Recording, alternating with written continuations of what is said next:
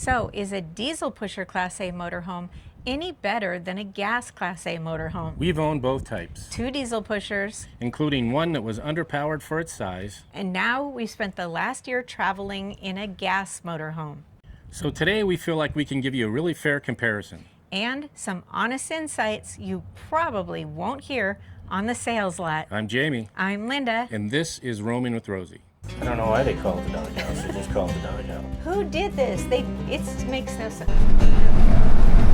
Receptacle up by the passenger The side. stupid receptacle. They're just kind of slapping up and down when you're going down the road. Definitely, there's a difference. Because the engine is just too small for this size RV. That's a slight exaggeration. Yeah, that's exactly what it's like. It's just like camping. About a year and a half ago, our 2006 Alpha Sia motorhome, which was a diesel pusher, was totaled. And that was our second diesel pusher. So when we had to replace that, we decided to go with a gas coach. We promised you that after about a year, we would let you know what we thought about that decision. So you're gonna wanna get a notepad or save this video because we're gonna give you a lot of information about what we've learned.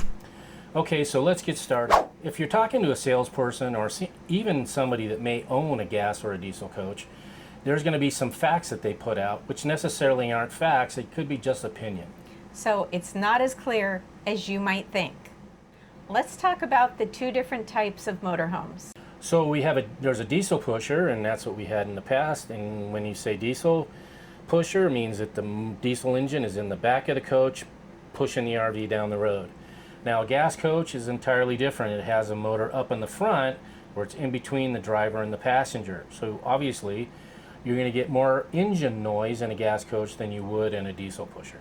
But we found so far, when you're just rolling down the road, it's really not that bad. But every time you go to accelerate, get those RPMs up, that's when it gets pretty loud.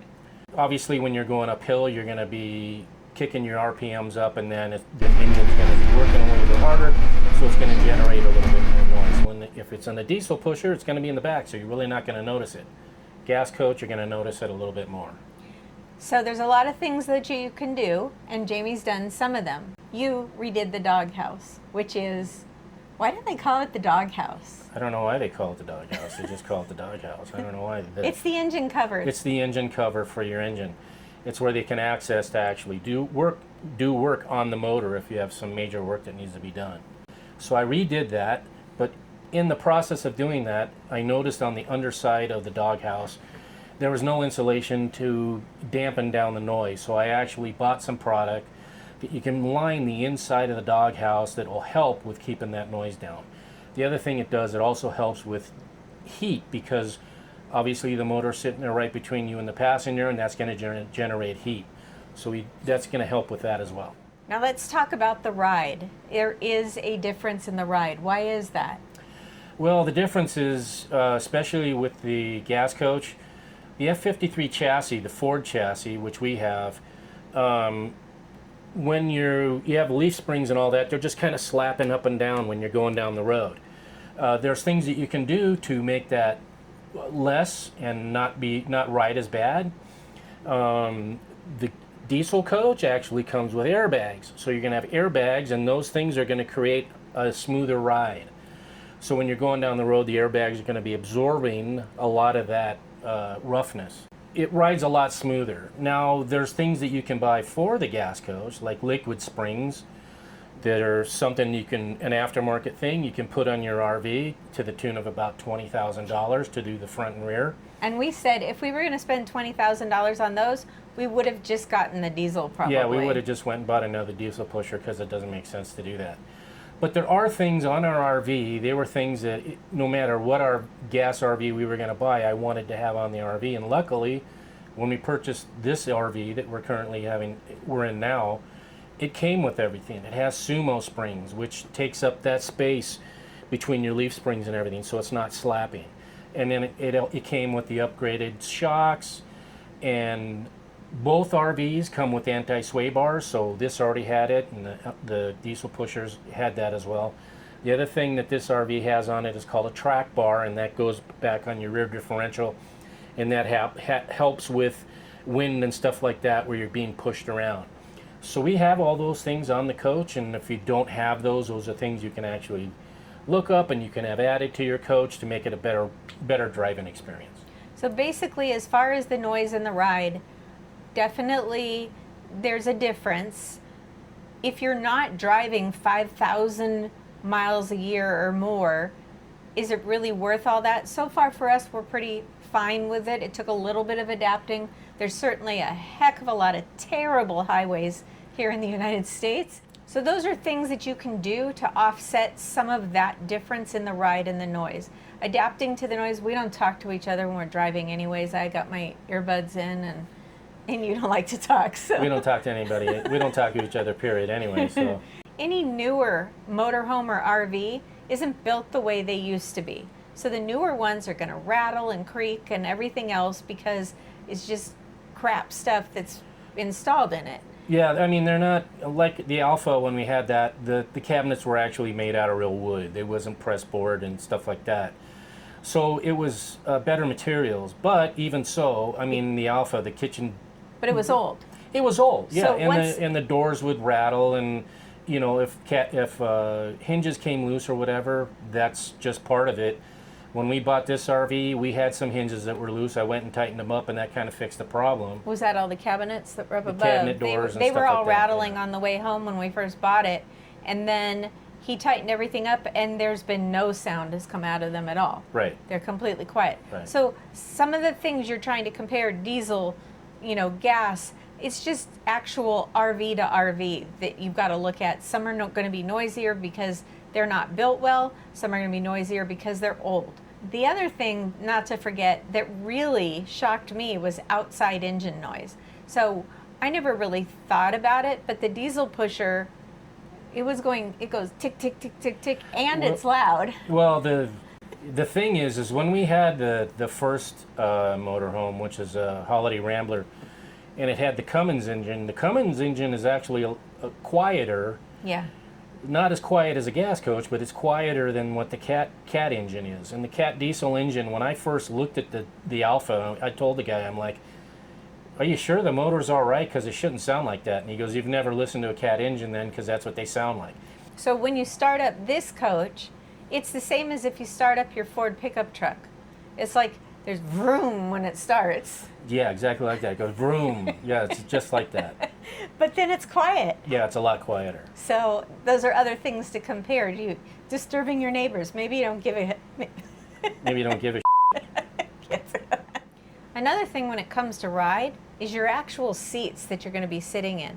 And that was a huge difference. The seats in the diesel pusher were bigger, more fit around you. They were more cushioned, and they were just all around more comfortable than the seats that come in the gas coach. Yeah, the ones in the diesel pusher were more plush. As far as the rest of the furnishing inside between the gas and the diesel pusher, there is a reason that they can be different. Yeah, well, I mean, you're talking about a heavier frame, so it can handle a lot more weight than the gas coach can. So you can carry a lot more stuff. You can have more furniture, beefier furniture, all that kind of stuff. So on that point that you were talking about, that frame also affects your overall storage capacity in multiple ways. Yeah, because of the way a diesel pusher is actually designed, with the motor being in the back, you don't have to worry about a drivetrain going down the center of the RV. So you can get a lot more storage, and a lot of it's going to be pass-through. So you can go from one side of the coach to the other side of the coach, open doors, and you can actually see all the way through.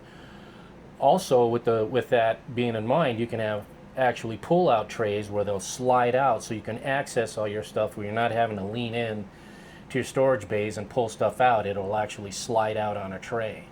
So that's one thing that's actually really cool about it. In the gas coach, you have the drivetrain runs the whole length.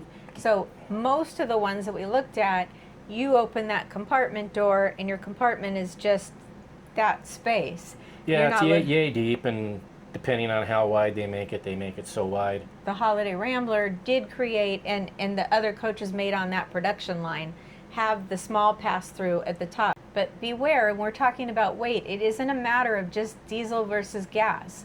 Because if your engine in that diesel pusher is too small for the weight of that coach, you can't just add a bunch of weight in storing stuff to it. No.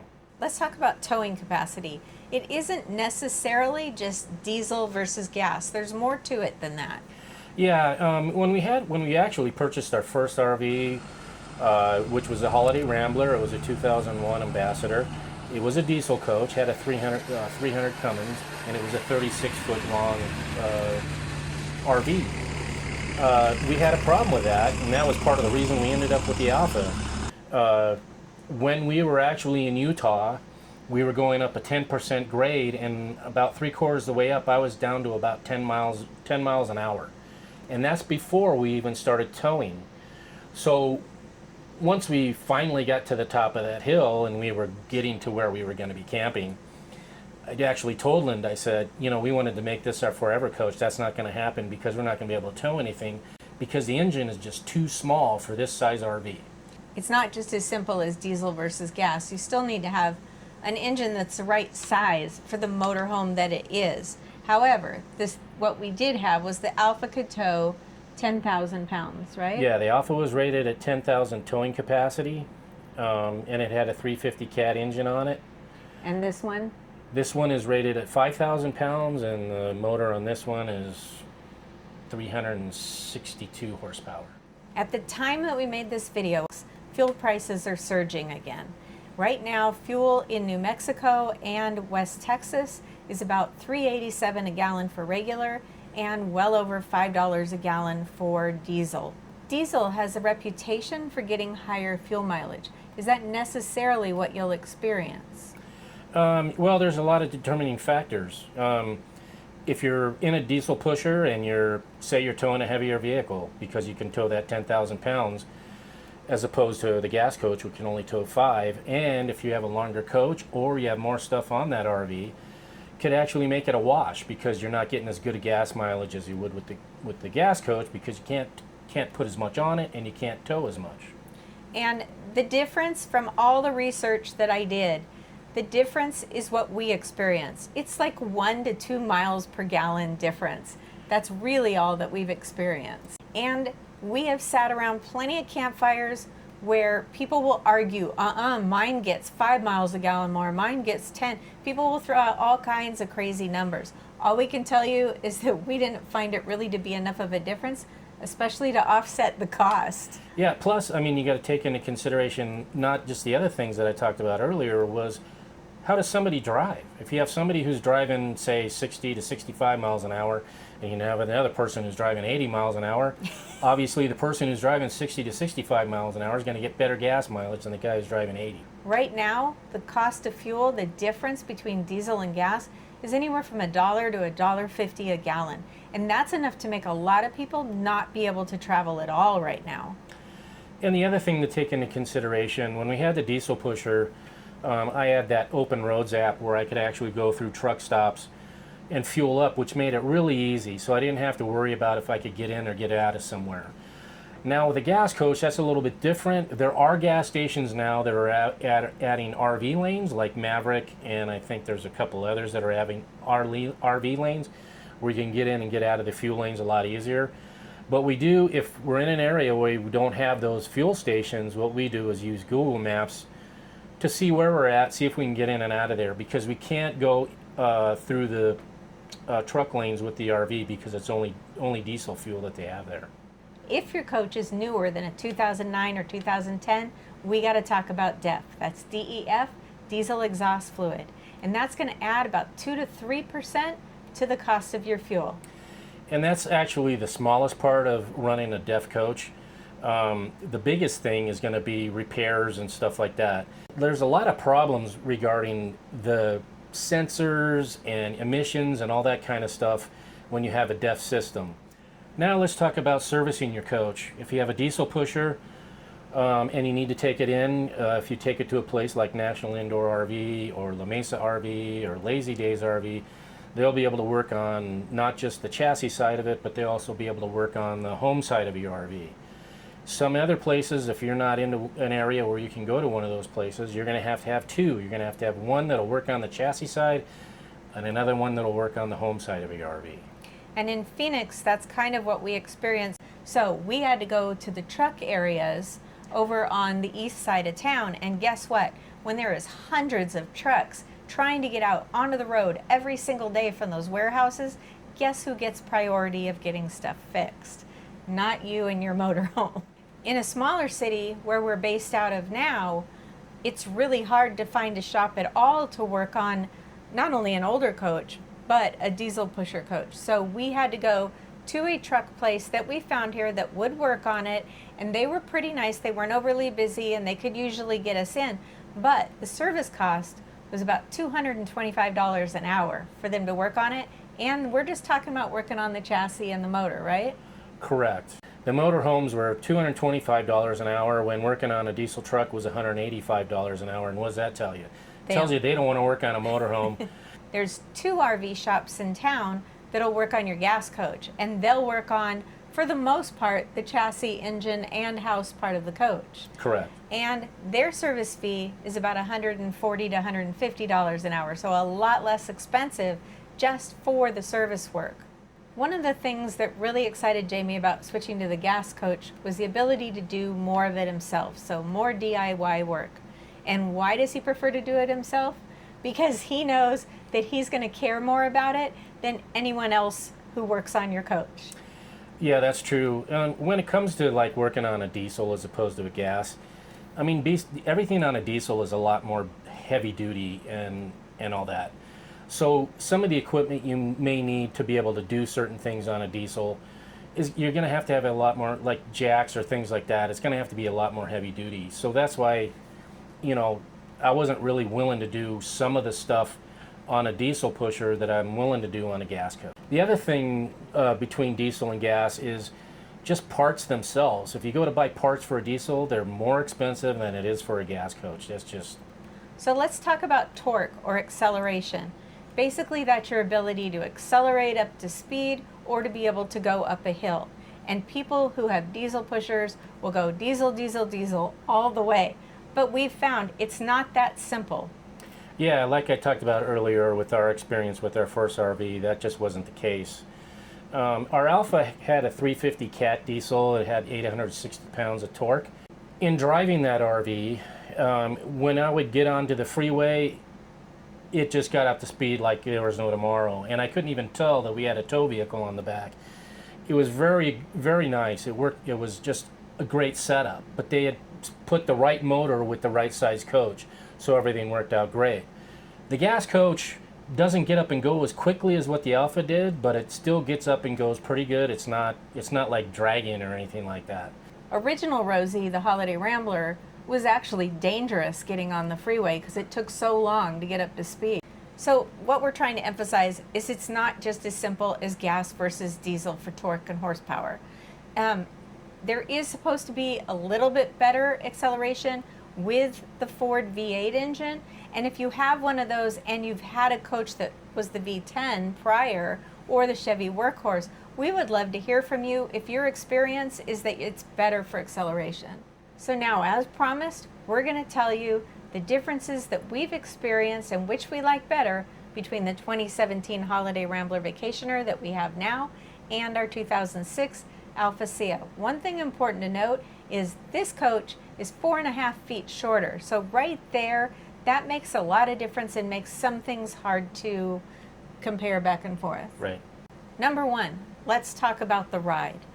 We already compared all the extras that we put into this and the insulated engine cover for the noise and everything else, but Right.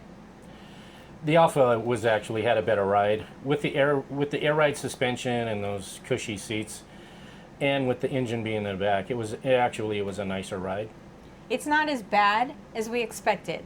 That's for sure, and it's tolerable. Yeah, I mean, the horror stories I heard from people when I said we were going to go to a gas coach, they said, you'll never like it, you're going to hate it, you're going to immediately go back to a diesel, and that's not actually true. Something that is a big difference between the two coaches for us, and that's the insulation. Yeah, and this is between the Alpha and our Holiday Rambler. I don't know about other diesel pushers because I can't really reference that because I didn't own one, but the Alpha was actually insulated better than the Holiday Rambler is. So when the heater would kick on in the Alpha, it would be a longer period of time where the heater didn't need to kick on because it was insulated better. In this coach, The second the air conditioner goes off, the second the heater goes off, boom, temperature comes right back to where it was before that. Well, that's a slight exaggeration. Yeah, that's exactly what it's like. One thing that really does affect me more than him, he doesn't care as much, is the inside storage. So again, we're 4.5 feet shorter, but one of the things I really, really loved in the Alpha is we had an entire wall closet. So literally when we packed to go anywhere, I just took everything out of my house closet and put it into the RV closet. I didn't have to think about it at all. So I miss that. Yeah, and when she's talking about the closet, she's talking about in our bedroom. It was 8 feet long and like 2 feet deep. Now I have this much space. Now if you're just doing weekend trips and you're not going that far from wherever, fine, but we go on trips where we go through several different weather zones.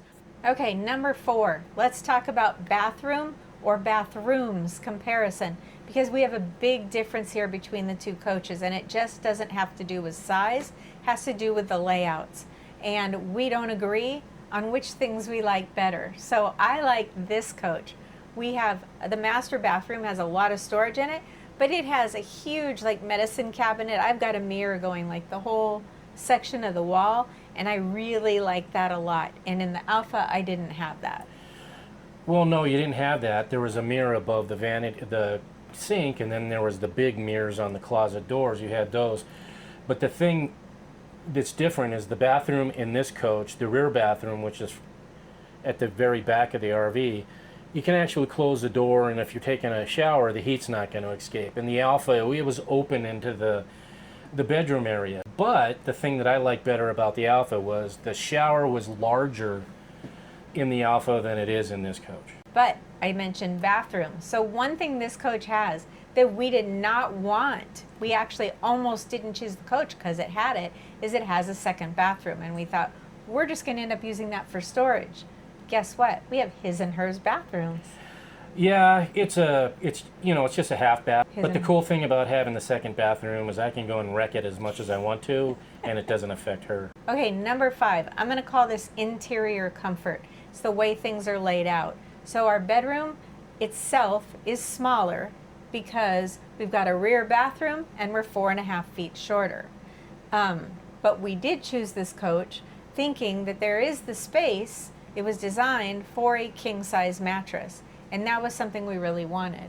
Yeah, I mean, it has space for a king-size mattress, but the problem being is you have the bathroom in the back, which creates a wall, and then you have the half bath, which is on the other side of the bedroom, and that creates a wall. So if you had a king-size bed, it would actually fit between those two things that they consider nightstands, but getting in and out of the bed if you had to, or making the bed, would have been a real bear because there's not a lot of space. With the Alpha, what was different, and the reason why we couldn't have a king-size bed in the Alpha is because there was opposing slides in the bedroom area. So when the Alpha was parked and had both of the slides out, it was a lot more room because it had real nightstands on either side of the bed, but you couldn't accommodate a king-size bed. Yeah, not in that one. The other thing is the seating. The seating is really different, mostly because this is a smaller coach. So again, which did we like better? So it's not really as conducive for entertaining in here. The other thing is if he snores, there isn't really a second place to sleep in this thing. We had a couch that you could either sleep on the full length couch in the Alpha, or it pulled out. It didn't fold out like jackknife, right? Yeah, it actually had a couch that was the size of a queen size bed, and it would fold out. It wasn't like a jackknife. It actually just folded out, and it was really super comfortable. So definitely going smaller. That's one of the things we knew, was going into a smaller coach, that we would be giving up some of those things. So the Alpha definitely wins for seating. As far seating as, and comfort. And comfort, yeah. Number 6, the house electric. Basically, if we're plugged in, both of these coaches are exactly the same, right? If we're boondocking, the Alpha was way better. Yeah, the Alpha was set up for boondocking. With the solar and the batteries that we had, and then with the 2 inverters that I had, so I had a 3,000 watt inverter for each side of the 50 amp service, just made it for a way better boondocking experience. So you had rewired it so that it was like that, so that basically anywhere I wanted to plug something in the coach, Yep. I could plug it in. In this thing, It's like roughing it. How it works is this coach came with an inverter, and obviously I changed out the batteries. But they have the inverter only runs the refrigerator, the main TV, and it runs the receptacle up by the passenger side. Stupid receptacle up by the passenger seat. Like if we're driving down the road, there's a 12-volt plug if I need to plug something in to charge. That makes sense. Why the only outlet that works when you're parked and running on your batteries is next to the passenger seat? Like, I want to cook, I can't plug anything in. We're over here, I want to work on the computer over here. I can't plug anything in. It's just ridiculous. Well, she could, but you'd have to run an extension cord. We had to run an extension cord. Has to go across the stairs. Like, who did this? It makes no sense. So that's definitely a lose to me. And you're not planning to rewire this coach. Well, the reason being is if we were heavy duty boondockers, then yes, I would go through the trouble of rewiring it. If we want to go out and boondock and we're not going to be doing it for months at a time, all I got to do is kick on the generator, and then everything else works. It's just like being plugged in. It's just like camping. So that's the things that are kind of weighed in my head. If we were out boondocking a whole bunch, then yes, I'd rewire it. And as far as batteries go, there isn't room, like you said, for a whole lot more batteries. So the only way that you could add more battery power would be if we changed out to some of these newer batteries. Yeah, right now we have the Lion Energy lithium batteries. We have 6 105 amp hour batteries. In that same space, I could probably get 2 of the 460 amp hour batteries, which are the big batteries. So that would give me like 900 amp hours. So I could do that, but it'd be another expense. Some of you might joke because I was saying about it's more like camping, but for me, traveling in the RV is merely taking my house with me to go see the country, as opposed to wanting to go out and sit out by the campfire and everything else. That's great when we're with a lot of other people, and that's really fun, especially in Quartzsite. Well, it's just the two of us, we're not really roughing it. So definitely, between the two coaches, when it came to boondocking, the Alpha wins, just because of everything we did to it. Right. Number 7, the outside storage, which we already talked a little bit about. Yeah, one of the reasons why we chose this particular coach is because, like I said earlier, they had enclosed those areas where the drive shaft was so that you could actually have a little bit of a pass-through. When it comes to the Alpha, it's no comparison. I mean, the Alpha, we had those big pull-out storage trays and all that kind of stuff. I think with this coach, it's a real winner for a gas coach that's 4.5 feet shorter than the coach that we had, because they really made the maximum use of space possible. Yeah, because I was worried, because we always carried the dog fence for Dexter in the Alpha, and I'm like, where the heck am I going to put that? And because of that area in between above where the drive shaft is, I'm able to put all that in there and accommodate that. So it actually worked out pretty well. So everything that we do need and use is on this RV. Number 8, driving in the wind with a big old sail, which is what basically a motorhome is. We do have a lot of stuff on this RV, like the anti-sway bars in the front and the back, and we have the sumo springs, and we have the track bar, which helps with that situation. But with the Alpha, because it was, I don't know, 10,000 pounds heavier, the wind didn't affect the Alpha as much as it does on this RV. So I think the Alpha, again, with the drive-in experience, the Alpha was a little bit better. Number 9, smaller Class A motorhome versus a larger one. This was your desire. You were not enjoying driving around old towns with narrow roads, yeah, and things like that. You kept saying, I don't like this. Yes, it's still kind of a pain in the butt in this RV, but it's nowhere near the same as it was with the Alpha. You can maneuver much better in this. Yeah, you can get around. I can maneuver around a lot better. It's a lot easier. I'm not worrying about bridges as much as I was with the Alpha, being how tall it was. Number 10, ultimately, the cost. This was the reason that we decided to go to the gas coach in the first place. Yeah, I mean, now when you're talking about RVs and you're talking about the house part of the RV, between the diesel and the gas, it's not a huge amount of difference. Yeah, there's some luxury stuff on the diesel that the gas may not have, but the chassis part of it, the diesel was just so much more expensive. Every time I took it in there, the oil changes were $500. Changing out the transmission fluid was $600. Front seal was $1,000. Every time I took it in, it was $1,000 or more. With the gas coach, it's not quite as bad. You know, one, the hourly rate's a lot cheaper on a gas coach for someone doing repairs, and then also the parts are cheaper. And the fact that you can do so much of it, you're almost enjoying being able to do the Yeah. DIY stuff yourself. Yeah, I'm almost enjoying it. No, I'm liking it. I'm liking being able to do my oil changes and lube and all that I kind don't of stuff. think you swore at all through the whole oil change, even when the oil came out too fast. No. Especially now that fuel has surged again. For a while they got close in comparison, diesel versus gas, but now that they've surged again and there's that much of a huge gap between the price of the two, definitely does not make up for the fact that you get 1 or 2 miles to the gallon more. And the fact that once you're on a fixed income, we're retired, we're on a fixed income. So our fixed income allows us to budget for our travel. But all of those repairs that come up, that's hard to budget for. And generally, that's going to come out of your savings. And if you want to RV for a long time, you don't want to be blowing through your savings. Right.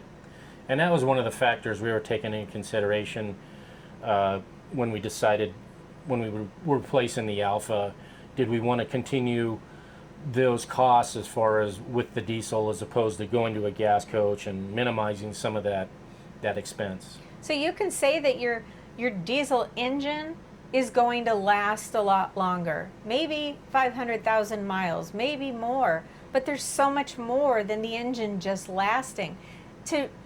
So your diesel engine lasts for 500,000 miles, but every repair you get is $1,000. Every maintenance you get is $500 to $1,000. How much was it to replace the gas engine or rebuild the gas engine in our friend's coach? Yeah, we had friends who had their V10 blowout, and it cost them, I think, right around $6,000 to replace a motor on their RV and get back out on the road again. I actually did a search, and if we were to buy a new motor for this RV, we're looking anywhere between $5,500 and $10,000 to replace that engine. If you have to replace a diesel motor, you're talking 25 grand, even more depending on which motor it is. You've got to factor all those things in. And if you say, well, I'm going to get an older diesel coach because the engine's going to last longer, remember, all of this house part is made like crap. So it is going to break. It is going to need to be replaced. You're going to have to do that. So you have to figure that in. And so the older what we were running into with a 2006 coach was that, yes, everything that had been put in it was really good, high quality, but it was all coming due to be replaced one by one by one. Yeah, I mean, the slide motors, I changed out 2 of them. I actually purchased a 3rd one.